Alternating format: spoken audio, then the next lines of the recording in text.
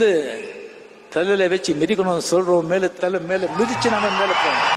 Welcome to Sasi official. இந்த வீடியோவில் என்னென்ன பேச போகிறோம் அப்படின்னு பார்த்தீங்கன்னா, ஜனநாயகன் படம் இருக்கு இல்லையா, இந்த படத்தோடைய மொத்த வசூல் என்ன அப்படிங்கிறத நிறைய பேர் கமெண்ட் செக்ஷனில் கேட்டிருக்கீங்க. நிறைய தடவை பேசிட்டோம், இருந்தாலும் நீங்கள் கேட்டதுக்காக சொல்லிடுறேன். அதுக்கப்புறமேட்டுக்கு பார்த்தீங்க அப்படின்னா, ரஜினி சாருடைய வாழ்க்கை வரலாறு அது வந்து பயோபிக்காக எடுக்க போகிறாங்க. அது என்ன, அதுக்கப்புறம் தர்மன் படத்தை பற்றின ஒரு அப்டேட் ஒன்று வந்திருக்கு. ரஜினி சாருடைய 175வது படம் பற்றின ஒரு அப்டேட். அதுக்கப்புறம் அஜித் அவர்களுடைய அடுத்த படம். இது எல்லாத்தையுமே இந்த வீடியோவில் பேச போகிறோம். சினிமா செய்திகளை தெரிஞ்சுக்க நம்ம சேனலை சப்ஸ்கிரைப் பண்ணிட்டு வீடியோவை லைக் பண்ணிடுங்க. ஃபஸ்ட்டு எடுத்தோன்னே ஜனநாயகன் படம் என்ன வசூலுங்க அப்படின்னு நிறைய பேர் கேட்டுக்கிட்டு இருக்கீங்க. அதுவும் முக்கியமாக புதுசாக வந்த ஆடியன்ஸ் நிறைய பேர் வந்து கமெண்ட் செக்ஷன்லையும் கேட்டிருந்தீங்க. நான் ஏற்கனவே சொன்னது தான். ஏன்னா நான் சொன்ன தகவல் வந்து தப்பு அப்படின்னு சொல்கிறீங்க. அஃபிஷியலாக அவங்களே வந்து 250 கோடி வரைக்கும் போட்டிருக்காங்களே, நீங்கள் எப்படி இப்படி சொல்கிறீங்க அப்படின்னு கேட்குறீங்க. முதல்ல அந்த அஃபிஷியலுங்கிறதே தப்பு. அந்த படத்துடைய நிறுவனம் வந்து இன்ன வரைக்கும் வந்து எந்த ஒரு வருமானத்தையும் கணக்கில் காட்டல, இவ்வளோ தான் வந்திருக்குன்னு சொல்லலை. அப்போ நீங்கள் பார்த்த போஸ்டர் எல்லாம் ஃபேக்கு தான். நீங்கள் இப்படி தான் அவங்க பண்ணுவாங்க.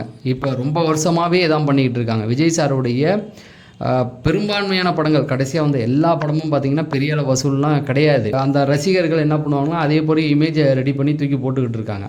அதுக்கு நல்ல உதாரணம் தான் இது. இன்னும் கேவிஎன் அந்த நிறுவனம் வந்து வசூலை வந்து அறிவிக்கலை. இவங்களாவே நீங்கள் நல்லா பார்த்தீங்கன்னா அதே பேனரில் ஒவ்வொருத்தரும் போட்டிருப்பான். ஒருத்தன் கல்பாத்தி அகரம் அந்த லோகோவை தூக்கி போட்டு 350 கோடின்னு போட்டுக்கிட்டு இந்த படத்துக்கு என்னடா அந்த பேனருக்கு இந்த பேனருக்கு என்ன சம்பந்தம்னு கூட தெரியாமல் அவன் பண்ணிக்கிட்டு இருக்கான் பாருங்கள். கேவிஎன் நிறுவனம் தான். அவங்க வந்து நீங்கள் நல்லா பார்த்தீங்க அப்படின்னா ஒன்றுமே இல்லை. அது ஒரே ஸ்டில்லில் 3 இது போட்டு வச்சுருக்காங்க. 250, 210, 205 எப்பட்றா அப்படின்ற மாதிரி தான் இருந்தது. ஸோ அஃபிஷியலாக சொன்னாங்களே 200 கோடி 210, அதுவே கம்மி தான். அவங்க இது நாள் வரைக்கும் அவங்களுடைய வசூல் பார்த்திங்கன்னா 158 கோடி வரைக்கும் 160 கோடி வரைக்கும் தான் வசூல் பண்ணியிருக்கதா செய்திகள் வந்துக்கிட்டு இருக்கே தவிர மற்றபடி ஒன்றுமே கிடையாது. அதாவது கூலியோடைய முதல் நாள் வசூலை கூட அவங்க இன்னும் நெருங்கலை அப்படிங்கிறது தான். படம் வந்து அட்டர் ஃப்ளாப்பு. நீங்கள் நல்லா புரிஞ்சுக்கிங்க. அவங்களே 200 கோடின்னு போடும்போது அதுலேருந்து 50 கோடி ஏற்றி தான் போடுவாங்க, கம்மியாலாம் போட மாட்டாங்க. அதையாவது உங்களால் யோசிக்க முடியுதில்ல. இப்போ அவங்களே இது வரைக்கும் 210 கோடி 220 கோடின்னு போடுறாங்க அப்படின்னா குறைஞ்சது ஒரு 50 கோடி அதிகம் பண்ணி தானே போடுவாங்க, கம்மி பண்ணியாக போடுவாங்க. அப்போ அந்த மாதிரி தான் அவங்க போட்டிருக்காங்க. உண்மையாக அவ்வளோதான். 160 கோடி வரைக்கும் வசூல் பண்ணியிருக்கு, அவ்வளோதானே தவிர அவ்வளோதான். அந்த படம் அவுட்டு நாளே எல்லாருக்கும் தெரிஞ்சிருச்சு. சும்மா போட்டு பார்ப்போம் வரட்டும்னு. ஆனால் அவங்க ஓரளவுக்கு லாபம் பார்த்துட்டாங்க. தேட்டர்லலாம் வச்சு விற்று வாங்கிட்டாங்க. இதை நம்பி 1000 கோடி அடிக்கும் அப்படி இப்படின்னு போட்டாங்கல்ல. இதெல்லாம் வந்து ரஜினி சாருடைய வசூலை அடிக்கிறதுக்கு கிடையாது. அந்த ஒருத்தவன் வந்து நின்று பேசியிருந்தானா குஜிலி மஸ்து பண்ணலான்னு, அவன் ரஜினி சாரை அசிங்கப்படுக்கிறதுக்கு அதெல்லாம் பண்ணிக்கிட்டு இல்லை. இப்படியெல்லாம் பேசி தன்னுடைய ரசிகர்களை டிக்கெட் எடுக்க வைக்கிறதுக்காக போட்ட பிளான் தான் இதுங்களா. அவங்க ரசிகர்களையே பிளான் போட வச்சு டிக்கெட் வாங்கிங்கடா அப்படின்னு போட்டு விட்டாங்க. அவனுக்கு உஷாராயிடுச்சு. போட்ட அமௌண்ட் அவனுங்க எடுத்துட்டானுங்க. பாவம் டிக்கெட் எடுத்தவன்லாம் போய் தெருவில் நின்று அழுதுகிட்டு நிற்கிறான். அவ்வளோதான், வேறு ஒன்றுமே கிடையாது. அதுக்கப்புறமேட்டுக்கு லாஸ் ஆனாலும் அதுக்கு தான் பதவியெல்லாம் கொடுத்துட்டாங்கல்ல. அதுக்கப்புறம் அப்படியே நிறையா பண்ணிடுவாங்க. அதெல்லாம் ஒன்றும் பெரிய விஷயம் இல்லை. பட் அந்த படம் பாக்ஸ் ஆஃபீஸ் அந்த மொத்த கலெக்ஷனே பார்த்திங்கன்னா 160 கோடி. ஜெயிலருடைய கூலி படத்துடைய முதல் நாள் வசூலை கூட அது தொடலை அப்படிங்கிறது தான் இதோடைய நிலவரம். இதுக்கப்புறம் அதிகமாக கேட்காதீங்க, விட்டுடுங்க. நம்மளும் சொல்லி டயர்டாகிட்டேன் அப்படிங்கிறது தான். தர்மன் படத்தில் அவர் டாக்டராக வராரு. அதை பற்றின அப்டேட்டுகள் ஷூட்டிங் வந்து தொடங்கியாச்சு. அது பாட்டுக்கு போயிட்டே இருக்குது. இப்போ இன்னொரு ஹீரோயின் வந்து அதில் நடிக்க ஒப்பந்தமாக இருக்காங்க. ருக்மணி வசந்த் வந்து நடிக்க ஒப்பந்தமாக இருக்காங்க அப்படிங்கிற மாதிரி சொல்கிறாங்க. பட் நீங்கள் நல்லா பார்த்தீங்கன்னா இதில் 3 ஹீரோயின் இருக்காங்க.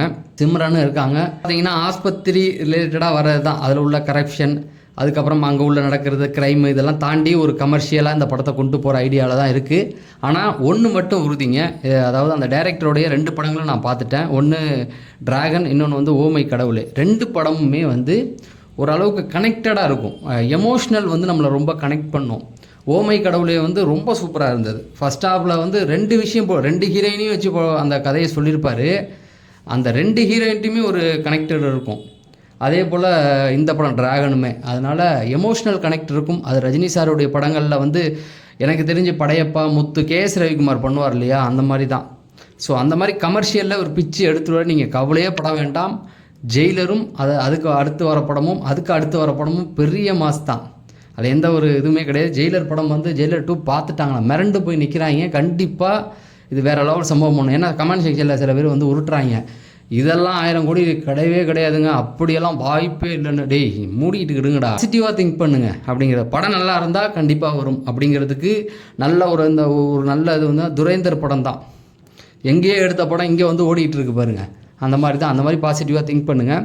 அதுக்கப்புறமேட்டுக்கு இன்னொரு விஷயம், ரஜினி சாரோடைய 173 தெரியும், 174 வந்து நெல்சன் தான் பண்ண போகிறாரு. அது ரஜினி கமல் சார் சேர்ந்து பண்ணுற படம்.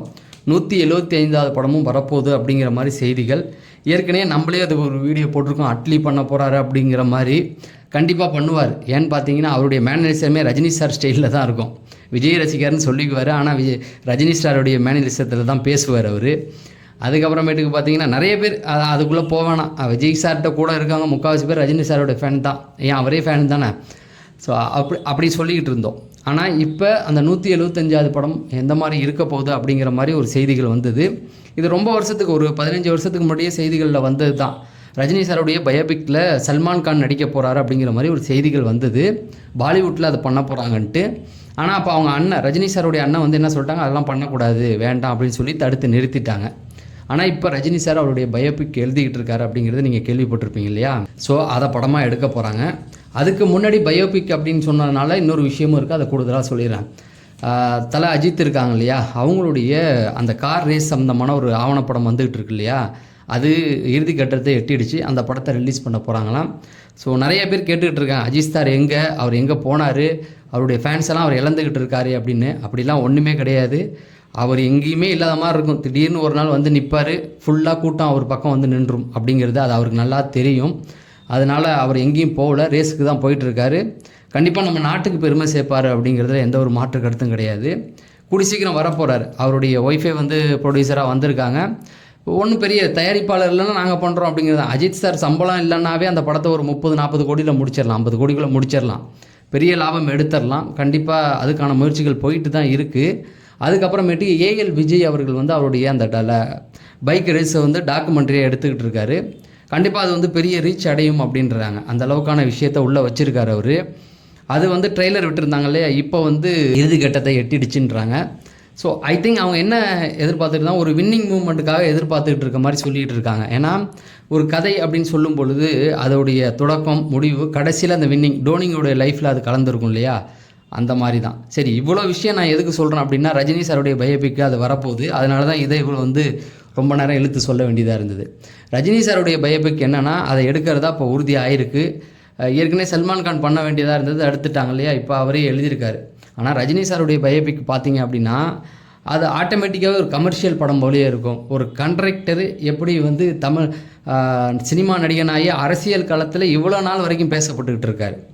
நீங்கள் நல்லா பார்த்தீங்கன்னா 1980 எம்ஜிஆருக்கு அப்புறம், எம்ஜிஆர் இறப்புக்கு அப்புறம் இது வரைக்கும் 2026 வரைக்கும் அரசியல் களங்களில் ரஜினி சார் பேசப்பட்டுக்கிட்டு தான் இருக்கார். இத்தனைக்கும் அவர் அரசியலுக்கு வரலன்னு சொல்லி ஒதுங்கியுமே அவர் பேசப்பட்டுக்கிட்டு தான் இருக்கார்.